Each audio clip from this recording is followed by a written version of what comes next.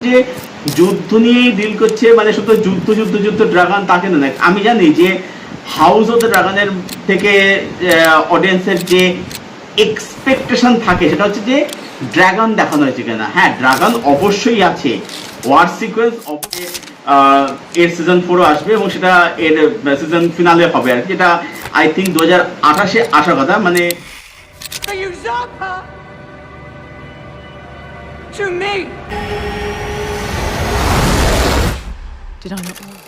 আমি Souvik, welcome to সিনেগানি। এই ভিডিওতে রিভিউ করব হাউস অফ দ্য ড্রাগন তার সিজন 3 নিয়ে, যেটার লাস্ট এপিসোড স্ট্রিম করে গেছে। সিরিজ কমপ্লিট করলাম, প্রত্যেক সপ্তাহে একটা করে পর্ব স্ট্রিম হতো, আমি সেভাবে সিরিজটা দেখেছি। তো দেখবার পরে আমার কি এক্সপিরিয়েন্স তৈরি হলো সেটাই আপনাদের সঙ্গে শেয়ার করব। Let's start. তো house of the dragon season 3 obvious season 2 এরই কন্টিনিউশন, যেখানে সিজন 2 এর শেষে আমরা দেখতে পেয়েছিলাম যে দুটো টিম ভাগ হয়ে গেছে। একদিকে যেমন রিনেরা, ডেমন এরা সব রয়েছে, অন্যদিকে অ্যাগন 2 এরা সব রয়েছে আর কি, এবং অবভিয়াসলি রিনেরের দিকে অনেকগুলো ড্রাগনস রয়েছে। তো এবার যুদ্ধটা প্রস্তুতি একটা পটভূমি দিয়ে সিজন 2 এন্ড হয়েছিল।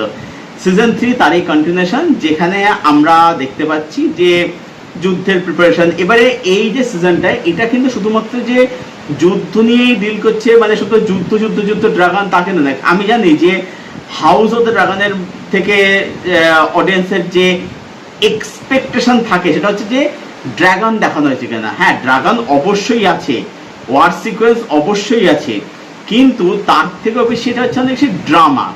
এখানে যে চরিত্রগুলো, প্রত্যেক চরিত্র এখানে হচ্ছে গ্রে শেডের ক্যারেক্টার।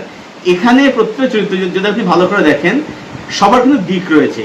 যে এই যে ক্ষমতা দখলের জন্যে সবাই তাদের এই যে মরালিটি যে হারিয়ে ফেলছে আস্তে আস্তে করে, তারা আস্তে আস্তে করে, মানে তাদের যে একটা যে বলেন এর অধঃপতন, সেই যে একটা অধঃপতন হচ্ছে, সেটাই কিন্তু এই সিরিজটা জুড়ে থ্রু আউট এই 8টা পর্ব জুড়ে, যেখানে এক একটা ডিউরেশন হচ্ছে ধরুন 1 ঘন্টা বা 1 ঘন্টার উপরে, এই যে দেখানো হয়েছে এটাই হচ্ছে ইউএসপি। তো যখন শুরু যখন হচ্ছে, তখন আপনি কিন্তু ক্যাটগুলো যেন আপনি কিন্তু ফিল করেন, এবং সিরিজটা যখন এন্ড হচ্ছে, যেখানে সিরিজটা শেষ হচ্ছে, এবং আমি জানলাম যে এর সিজন 4 আসবে এবং সেটা এর সিজন ফিনালে হবে আর কি, যেটা আই থিঙ্ক 2028-এ আসার কথা। মানে সোর্স তাই বলছে আর কি, মানে সোর্স বলতে আমার সোর্স ভাববেন না, আমার এত বড় এখন হয়নি। তো সোর্স সেটাই বলছে যে 2028-এ শুরু হবে আর কি, এটা মানে আসার কথা আছে আর কি। লেটস দেখা যাক সেটা আর কি। তো যখন সিরিজটা যখন এন্ড হচ্ছে, দেখবেন যে হয় না যে ধরুন যুদ্ধ হলে, যে মানে একটা শেষ হওয়ার পরে বা যুদ্ধ থামলে একটা যেরকম মানে চারিদিকে ধ্বংস, কিন্তু মানে একটা সেই শান্ত পরিবেশ আর কি, সেরকম একটা পরিবেশ এখানে দেখতে পাবেন আর কি। তো এখানে ক্যারেক্টার রাইটিং খুব ভালো হয়েছে, ড্রামা খুব দারুণভাবে ওয়ার্ক করে, যেমন ক্যারেক্টার দিকগুলো আপনি ভালো করে কিন্তু বুঝতে পারবেন আর কি, সেগুলো কিন্তু সময় ধরে ধরে কিন্তু করা হয়েছে। হ্যাঁ, অবশ্যই আপনি বলতে পারেন যে কিছু জায়গাতে আপনার রান টাইম ফিল হবে, ঠিক আছে। কিছু জায়গায় আপনার দেখবেন অনেকটা বড় সিরিজ টানা দেখলে রান টাইম ফিল হবে, সেটা স্বাভাবিক, সেটা আমার ক্ষেত্রেও হয়েছে, হয়নি সেটা বলবো না। কিন্তু তা সত্ত্বেও বলবো যে ড্রামাটা কিন্তু ওয়েল ডেভেলপ করা হয়েছে, ড্রামাটা কিন্তু ওয়েল এস্টাবলিশড, ঠিক আছে। এটা কথা হচ্ছে রাইটিংয়ের কথা বললাম। নেক্সট হচ্ছে বলবো যে এখানে সিরিজটা টেকনিক্যালি কিন্তু ব্রিলিয়ান্ট, মানে এর মেকিং বলুন, ক্যামেরা ওয়ার্ক বলুন, লুক অ্যান্ড ফিল বলুন, যেরকমভাবে এখানে মেকার্সরা মানে পয়সা বিনিয়োগ করেছে, যেরকমভাবে এখানে ফ্যান্টাসি জোনটা যেভাবে তারা ধরতে পেরেছে, সেটা কিন্তু সত্যি খুবই ভালো, দারুণ, মানে ভিজুয়ালি কিন্তু স্টানিং একদম। নেক্সট বলে এখানে পারফরমেন্স, এখানে সবাই তার জায়গাতে কিন্তু খুব ভালো কাজ করেছে।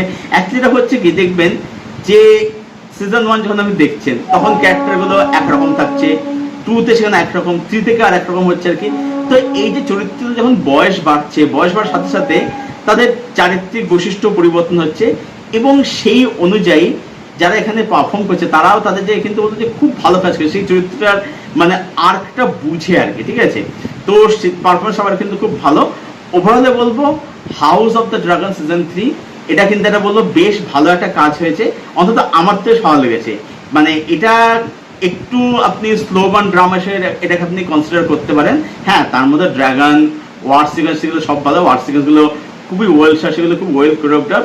বাট ওভারঅলে বলবো এটা কিন্তু বেশ একটা ভালো কাজ হয়েছে। তো আমার দিক থেকে, আমার তরফ থেকে house of the dragon season 3 K rating রইল 7.5 আউট অফ 10। এটাই ছিল আমার review house of the dragon season 3 কে কেন্দ্র করে, যেটা এখন স্ট্রিম করে গেছে পুরো সমস্ত পর্ব জিও হটস্টারে। যদি আপনি এখনো না দেখা শুরু করে থাকেন, সেখানে যান, গিয়ে দেখুন। হিন্দিতেও দেখতে পেয়ে যাবেন। যদি আপনার অসুবিধা থাকে ইংলিশে কোনোখানে দেখতে, আপনি হিন্দিও দেখতে পাবেন। হিন্দি ডাবিংটা বলবো যে ভালো ডাবিং হয়েছে, বেশ ভালো ডাবিং হয়েছে হিন্দিটা। আপনি সেখানে চাইলে হিন্দি সিরিজটা কন্টিনিউ দেখতে পারেন আর কি। এবং দেখার পর অবশ্যই জানাবেন কমেন্ট করে যে সিরিজটা আপনার কীরকম লাগলো।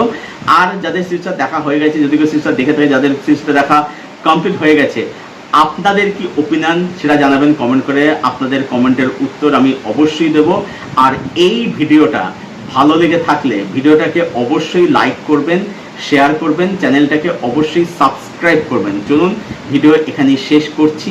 দেখা হচ্ছে আপনাদের সঙ্গে পরের কোনো ভিডিওতে। Till then, stay best, stay healthy, keep watching good content.